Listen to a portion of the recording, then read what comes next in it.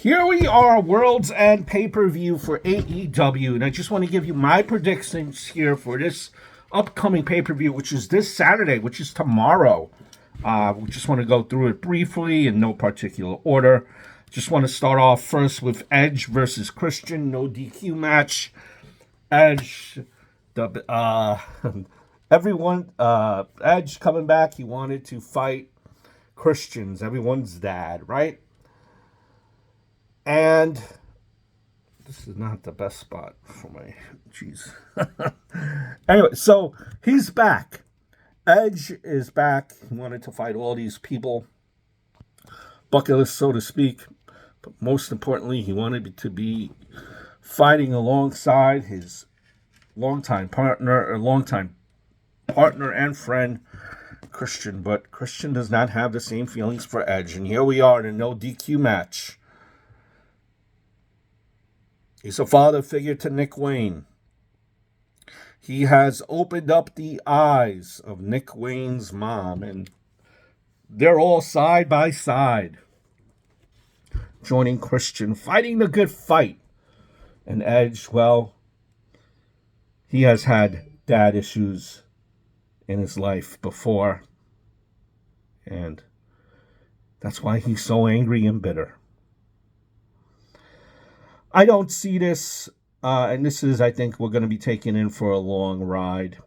Has this story been going the way we kind of thought it would? I don't know. I think it will intensify. I think it will go in the direction that we wanted to see, because we have Edge and we have Christian that are one of the all-time greats in good storytelling. But with Nick Wayne's mom here, and with Nick Wayne, they're going to be doing a lot of clusterfucking, getting in Edge's way. Where is Kill Switch or Luchasaurus? You remember when Edge put down Kill Switch, Edge's Luchasaurus? We haven't seen him since, and I think that's going to be the downfall of Edge in this match. Kill Switch, Luchasaurus, who are one and the same, makes his appearance, destroys Edge, and the fight for Edge to get his comeuppance on Christian continues. Christian wins this match. The matchup where we see Eddie Kingston versus Jon Moxley. Jon Moxley is a different type. I wouldn't say he's a heel. I wouldn't say he's a face. He's just the guy that does not give two flying Fs, right? Former champion, likes to fight in his hardcore matches, likes to just wrestle. Everyone and anyone. Eddie Kingston, local boy here. We're about the same age as Eddie Kingston, New York guy, if you can't tell it by his accent. I remember when he was in NWA, man, I wish he was still in NWA, but happy that he's in AEW, getting some major TV exposure, but he intensifies. That's a word. He's intensity. He makes you want to believe. He makes you want to rah-rah behind him. And I think Eddie Kingston values winning a tournament, quite honestly. This is like his wheelhouse. I think he values that even more than being a regular, playing champion. Winning this tournament, you feel that this is what he needs to prove his worth. From all the years prior where he was being basically, bullied by, Daniel Bryan and, saying that he's not good enough. They're talking about his physique, talking about his ring attire. And I think this is the match that will, give two middle fingers to all of that, what happened in ROH for Eddie Kingston, if he wins this against Jon Moxley. They're fighting in Long Island. Eddie Kingston, New York guy, not too far away from Long Island. I think he grew up in Yonkers. I see this as a win. I think what should happen is we should have a win for Eddie Kingston. Wouldn't be surprised though if he doesn't win. Wouldn't be surprised if it's John Moxley, but I'm going to go with Eddie Kingston.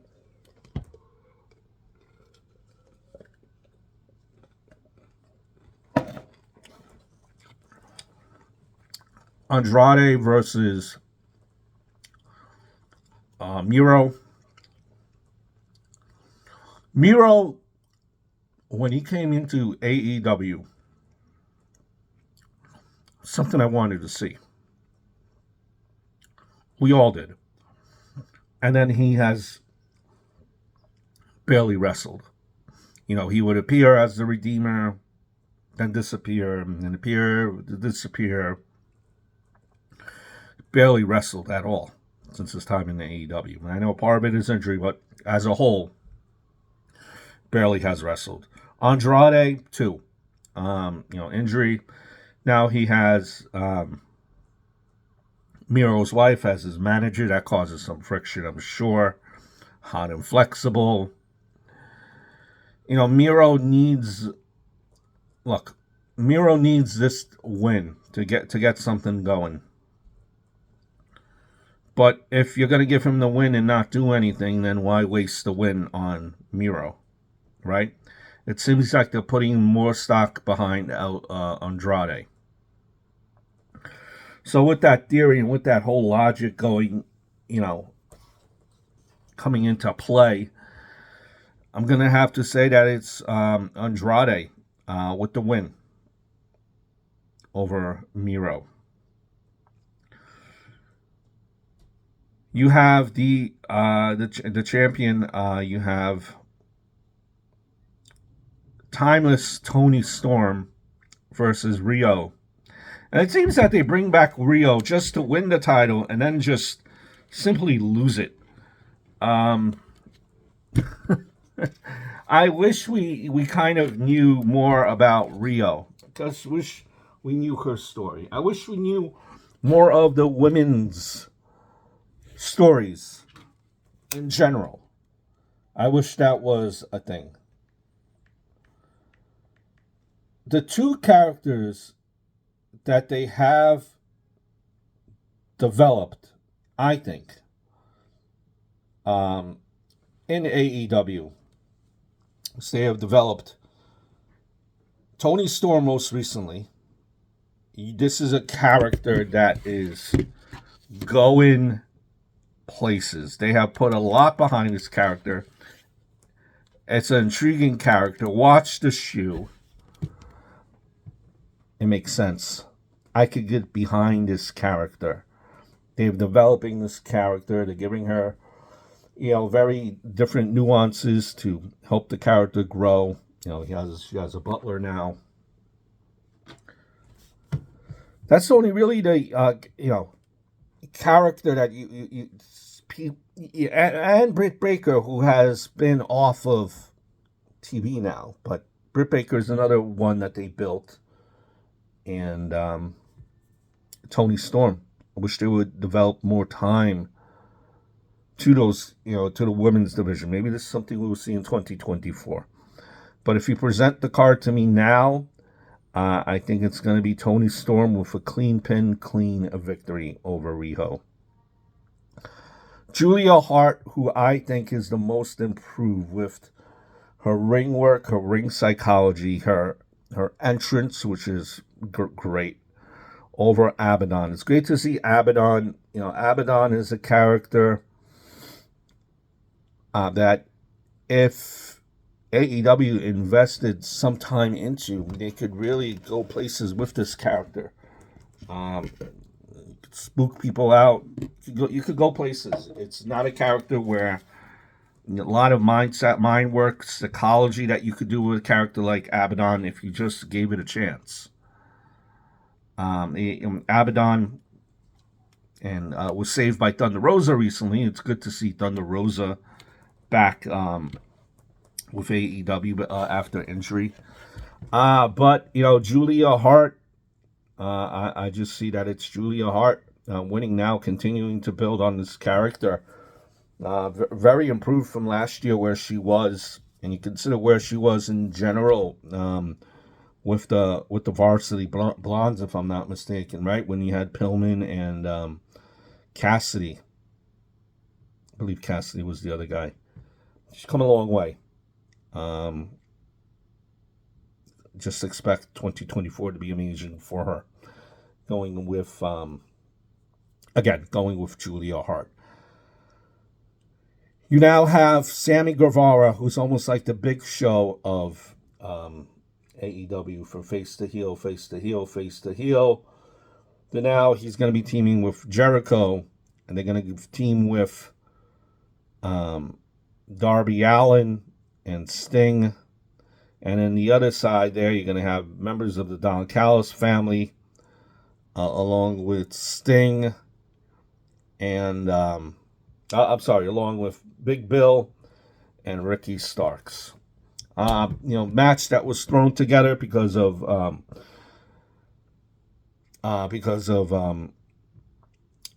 Kenny Omega going out with injury. Don Callis, I mean, it's, very. I like this. I like the heat. I like Don Callis coming out there and just being booed. But it's like they were going a place. This is before then, right? Before this whole Kenny Omega injury happened. They were going someplace with the storyline with Jericho and Omega, and then they just stopped it for whatever reason. And then, Omega and Jericho were going up against Big Bill and Starks for some reason. Like, they just dropped that storyline to go in a different way. And now here we are back with this storyline, this time with Omega not being in there. So I don't know. You have guys like Hobbs. You have guys like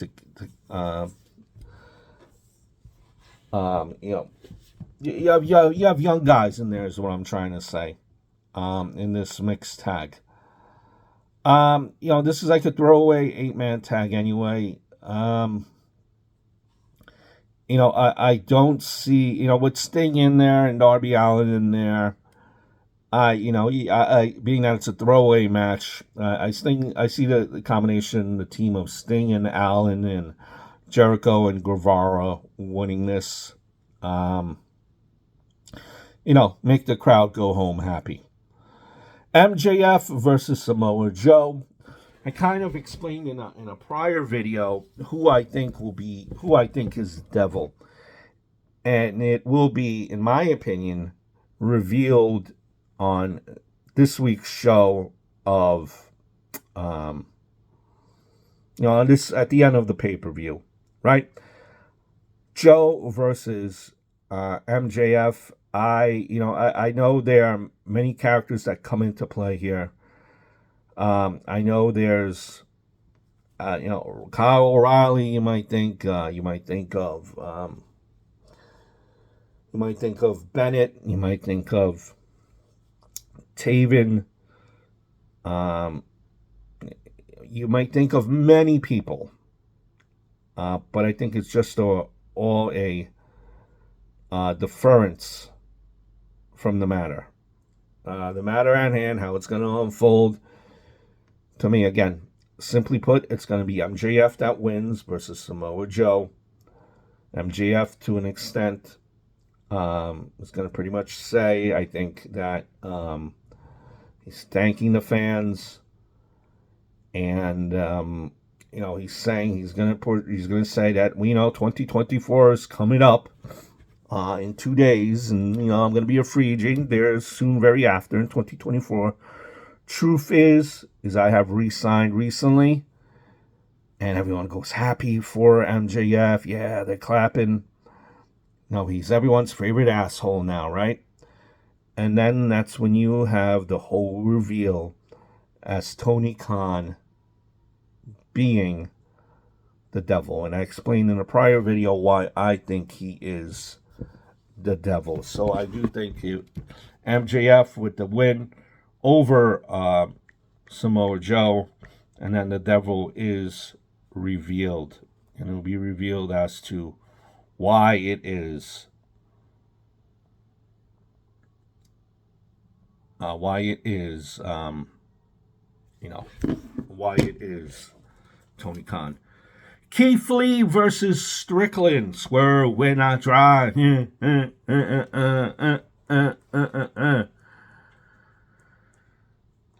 I don't know. No offense to Keith Lee. Keith Lee was at a point where he was a very, very high point, high elevation from NXT. And then something happened. And he has not really even regained the momentum, even coming into AEW. Let's go maybe through a little dry spell. That's all right.